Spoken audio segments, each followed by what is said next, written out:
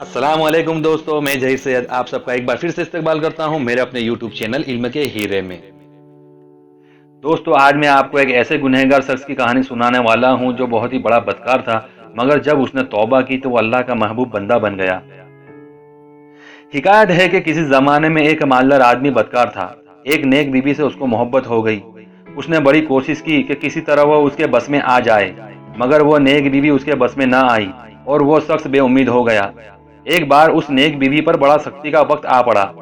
رزق کی تنگی نے اور قرض کے بوجھ نے اس کو دبا لیا اور لوگوں نے قرض مانگنا شروع کر دیا۔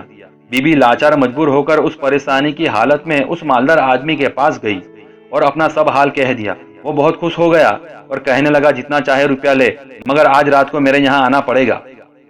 بیوی نے کہا ٹھیک ہے، میں لوگوں کا قرض ادا کر کے آتی ہوں۔ اس شخص نے روپیہ دے دیا۔ بیوی نے جا کر سب قرض ادا کر دیا اور وعدے کے مطابق رات کو اس کے یہاں گئی اور اللہ تعالیٰ کے ڈر سے راستے میں روتی رہی اور دعا کرتی رہی۔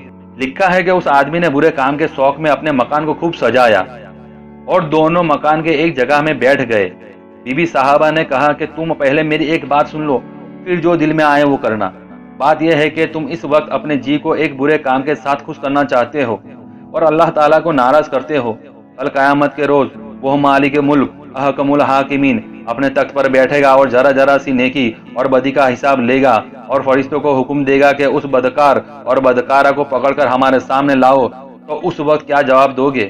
میں اس سچے خدا کی جس نے تمام مخلوق کو پیدا کیا ہے اور آدمیوں پر اپنے تابع داری فرض کر دی ہے، اور جو ایسا صاحب قدرت ہے کہ ذرا سی دیر میں فقیر کو امیر کر دے اور امیر کو فقیر کر دے، اور جو حاضر و ناظر ہے، ہمارے حال کو دیکھ رہا ہے۔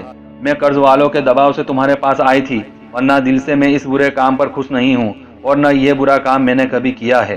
اللہ تعالیٰ کی قدرت اور مدد سے اور بی بی صاحبہ کی برکت سے وہ آدمی اللہ تعالیٰ کی پکڑ سے ڈر گیا اور بہت شرمندہ ہوا اور بی بی صاحبہ سے معافی مانگی اور اللہ تعالیٰ کو خوش کرنے کے لیے بہت ساری دولت دے کر بی بی کو رخصت کر دیا اور خود یہ سوچ کر رونا شروع کر دیا کہ اس نیک بی بی نے ایک بار گناہ کرنے کو برا سمجھا اور میری تو ساری عمر گناہوں میں ہی گزر گئی۔ افسوس، میں اپنے رب کو کیا جواب دوں گا؟ اسی خوف اور شرمندگی میں رات بھر روتا رہا۔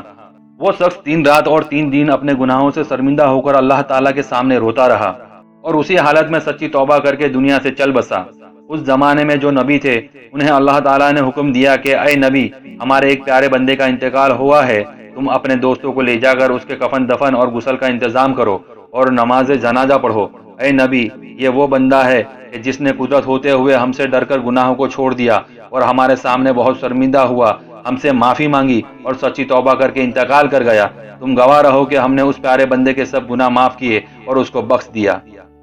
سبحان اللہ دوستو، کیا شان و عزت ہے اللہ تعالیٰ سے ڈر کر گناہوں کو چھوڑنے والوں کی اور شرمندہ ہو کر معافی مانگنے والوں کی، اور توبہ کرنا کس قدر عالیشان عمل ہے۔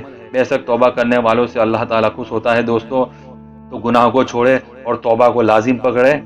توبہ کر کے ایسا ہو جاتا ہے ظاہر آدمی جیسے ماں کے پیٹ سے دنیا میں آیا ہے ابھی ابھی۔ کیسا لگا یہ ویڈیو دوستو؟ مجھے کمنٹ کر کے ضرور بتائیں اور میرے چینل کو سبسکرائب کریں۔ اگر ویڈیو پسند آیا ہو تو اسے لائک کریں اور اپنے دوستوں کے ساتھ شیئر کرنا بالکل نہ بھولیں۔